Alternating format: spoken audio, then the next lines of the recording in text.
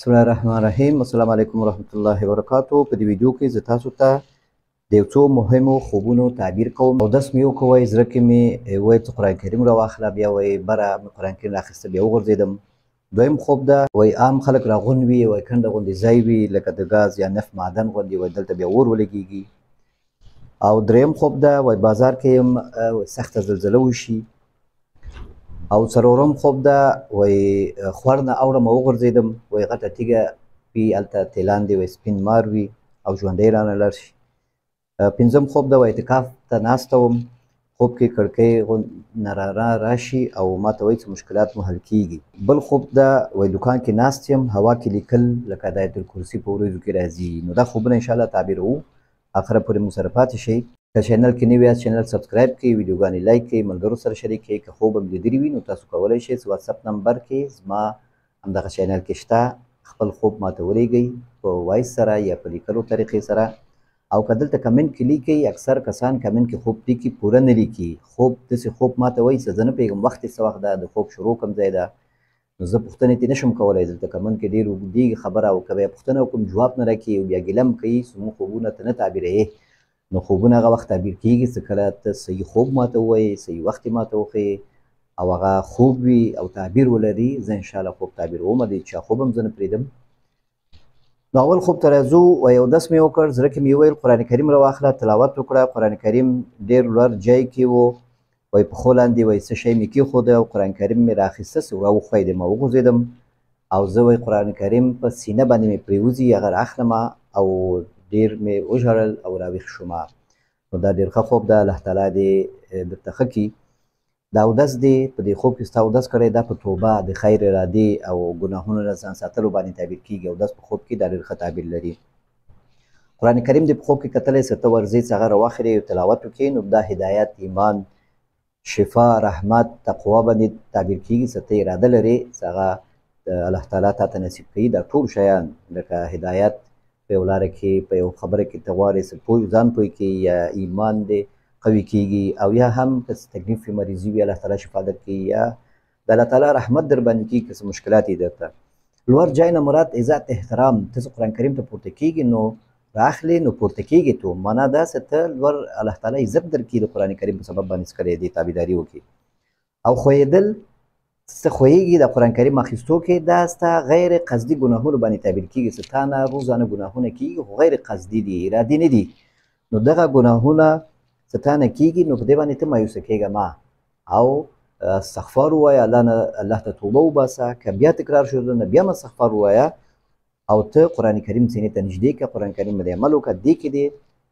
خیر ده انشاءالله. مایوسه کېږه مه. کله کله مونږ شیطان مایوسه کوي چې ته خو ګناهګار یې، دا تا نه خو دومره د ورځې ګناهونه کېږي، نو تا ته توبه او مونځ دا شیان فایده نه کوي، فایده کوي. هر ځلې چې انسان نه ګناه کېږي الله ته باید رجوع وکړي. الله تعالی غفور رحیم ده،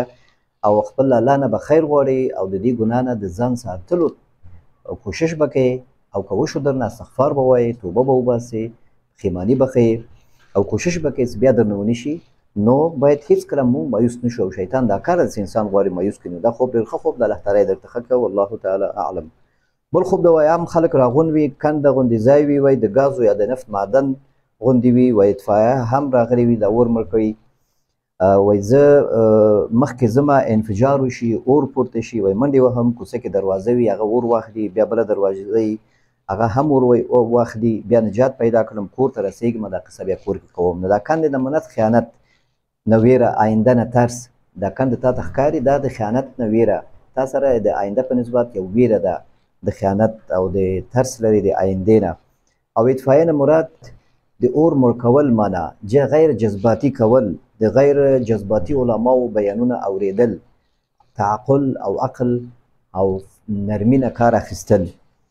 او دروازه سوځېدلو نه مراد دا توبه شاته کول دي، چې ته دروازې نه مراد توبه، اساني.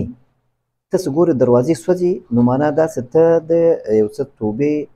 د څه مسایلو نه غواړې وباسې، خو د جذباتو په وجه باندې هغه شاته کېږي تا نه او مغروره کېږي کله کله. نو دغه حالت نه ځان وباسه، الله ته رجوع وکړه او الله نه خیر وغواړه، دعاګانې وکړه، آینده ته ښه امید ولره، انشاءالله مشکلات حل کېږي، والله تعالی اعلم. بل خوب د وایي خوب کې بازار کې یم، سخته زلزله شروع شي، زه استغفرالله ډېر وایم، وایي اسمان یو خوا ته تیزه رڼا یو غټ ستوری وي سپوږمۍ غوندې برېښنا کوي په دې کې د محمد نوم ولیکل شي صلی الله علیه وسلم. نو دا په خوب کې زلزله څه ده؟ د مشکلات او سختیانو باندې تعبیر کېږي، څه مشکلات او څه تکلیف ته په تا باندې یا انفرادي او یا د کورنۍ لخوا یا د ملګرو یا د کار ځای کې یا نور فکري مسایل څه مسایلو کې ته څه تکلیف لرې او څه بوج ده در باندې تکلیف ده در باندې او دغه څه بیا خوب کې توبه وباسې استغفر الله وایې نو دا استغفار ته او توبې ته توفیق د الله ته رجوع کوي استغفار وایې انشاءالله سختیانې مشکلات حل کېږي اساني نرمي راځي او د رڼا څه تا ته ښکاري دا په امید رحمت د الله تعالی باندې تعبیر کېږي چې ته رڼا او امید